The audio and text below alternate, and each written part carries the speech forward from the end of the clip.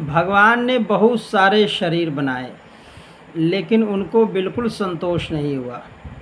जब उन्होंने मनुष्य का शरीर बनाया तब वे अपनी कारीगरी पर बहुत आनंदित हुए।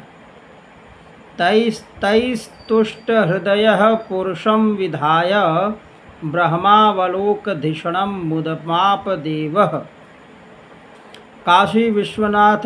काशी विश्वविद्यालय के प्राच्य विद्या विभागाध्यक्ष महामहोपाध्याय पंडित प्रथमनाथ तर्कभूषण।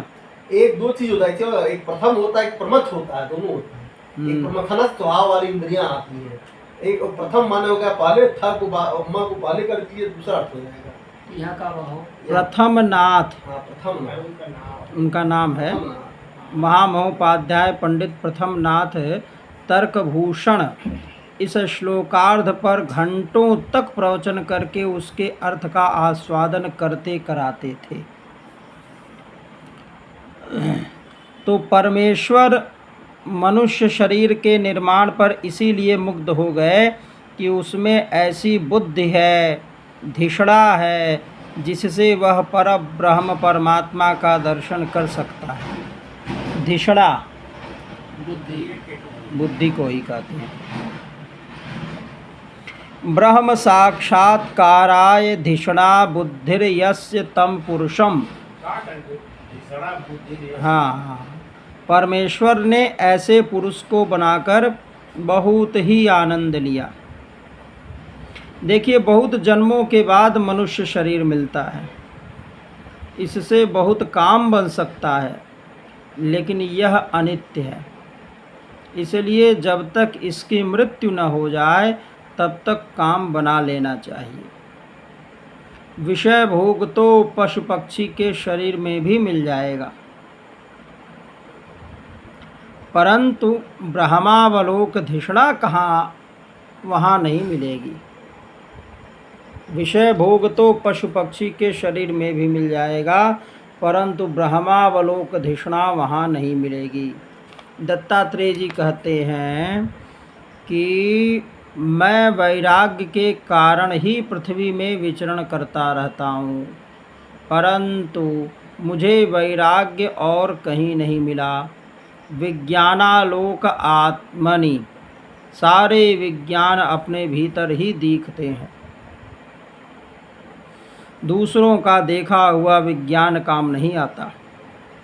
जो केवल एक गुरु से ज्ञान प्राप्त है, जो केवल एक गुरु से प्राप्त ज्ञान है, वह सुस्थिर नहीं होता।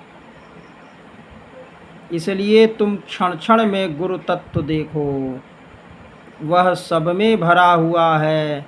यह एक परम सत्य है कि ब्रह्म अद्वितीय है, और जब ब्रह्म अद्वितीय है तब गुरु भी अद्वितीय ही होना चाहिए, वृत्ति भी अद्वितीय ही होनी चाहिए, आत्मा भी अद्वितीय ही होना चाहिए। परंतु अद्वैत होने पर भी विद्वानों ने अनेक प्रकार से इसका गान किया है। एकम सद्विप्रा बहुधा वदन्ति। हाँ, दो चार लाइन और है, दो श्लोक और। श्री भगवान उवाच।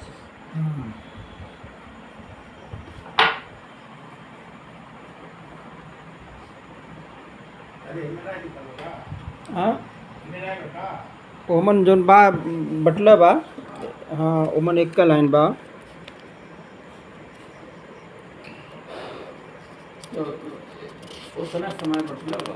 हाँ, लब्ध्वा सुदुर्लभमिदं बहुसंभवान्ते मानुष्यमर्थदमनित्यमपीह धीरः तूर्णं यतेत न पतेदनुमृत्युयावन्निःश्रेयसाय विषयः खलु सर्वतः स्यात्। यद्यपि यह मनुष्य शरीर है तो अनित्य ही, मृत्यु सदा इसके पीछे लगी रहती है, परंतु इससे परम पुरुषार्थ की प्राप्ति हो सकती है। इसलिए अनेक जन्मों के बाद यह अत्यंत दुर्लभ मनुष्य शरीर पाकर बुद्धिमान पुरुष को चाहिए कि शीघ्र से शीघ्र मृत्यु के पहले ही मोक्ष प्राप्ति का प्रयत्न कर ले। इस जीवन का मुख्य उद्देश्य मोक्ष ही है। विषय भोग तो सभी योनियों में प्राप्त हो सकते हैं, इसलिए उनके संग्रह में यह अमूल्य जीवन नहीं खोना चाहिए। विषयः सर्वतः स्यात्।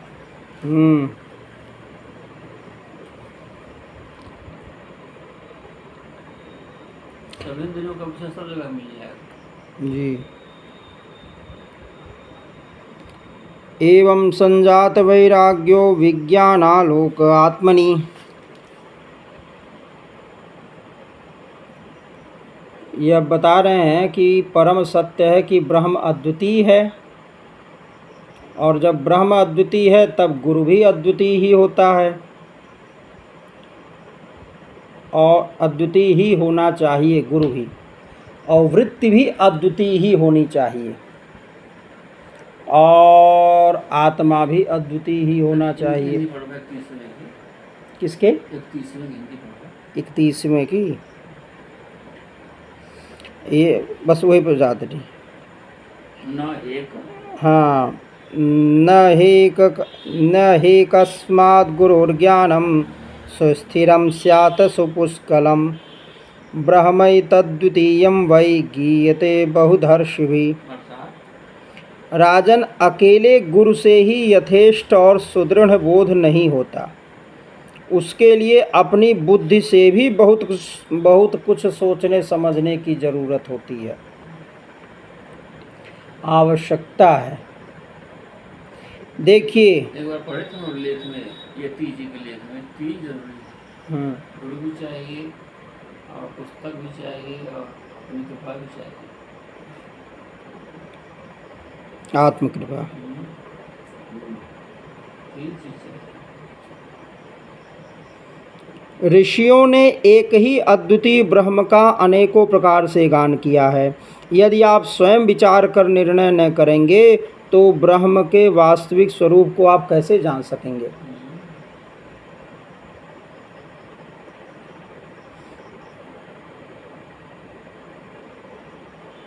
श्री भगवान वाच इत्युक्त्वा स यदुं विप्रस्तमामन्त्रस्य गंभीर इत्युक्त्वा स यदुं विप्रस्तमामन्त्र्य गभीरधि वंदितोऽभ्यर्थितो राज्ञा।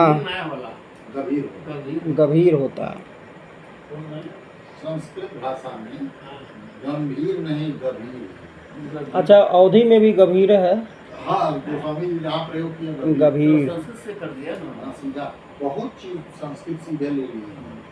वो तो ले ही लिया। इसी में श्री रामचंद्र कृपाल हजमन हरण भव भय दारुणम नव कंज रोचर कंज मुकर कंज पर कंजारणम कंदर पगड़ी कवि छरणोनी ने सुंदर प्रतीत मानव तक रुच सुजनो दिनस ताव निर्खांति छोड़ करके हाँ। बहुत सा संस्कृत निर्खांत चाहिए। आओ इदमित्थम आज इदमित्थम का याद न सोइए से है ना, इदमित्थम का याद न सोइए। इदम इत्थम माने इस प्रकार, इत्थम माने इस प्रकार। अवधूत वचः श्रुत्वा पूर्वेषां नः स पूर्वज सर्वसंग विनिर्मुक्तः समचित्तो बभूवः। भगवान श्री कृष्ण जी ने कहा, प्यारे उद्धव जी, गंभीर बुद्धि अवधूत दत्तात्रेय ने राजा यदु को इस प्रकार का उपदेश किया। यदु ने उनकी पूजा और वंदना की। दत्तात्रेय जी उनसे अनुमति लेकर बड़ी प्रसन्नता से इच्छा अनुसार पधार गए। हमारे पूर्वजों के भी पूर्वज राजा यदु अवधूत दत्तात्रेय जी की यह बात सुनकर के समस्त आसक्तियों से छुटकारा पा गए और समदर्शी हो गए। इसी प्रकार तुम्हें भी समस्त आसक्तियों का परित्याग करके समदर्शी हो जाना चाहिए। तो यही उद्धव, इसमें भी भगवान बता रहे हैं कि उद्धव जी, इतना कहने के बाद गंभीर बुद्धि दत्तात्रेय जी जैसे आए थे वैसे ही चले गए।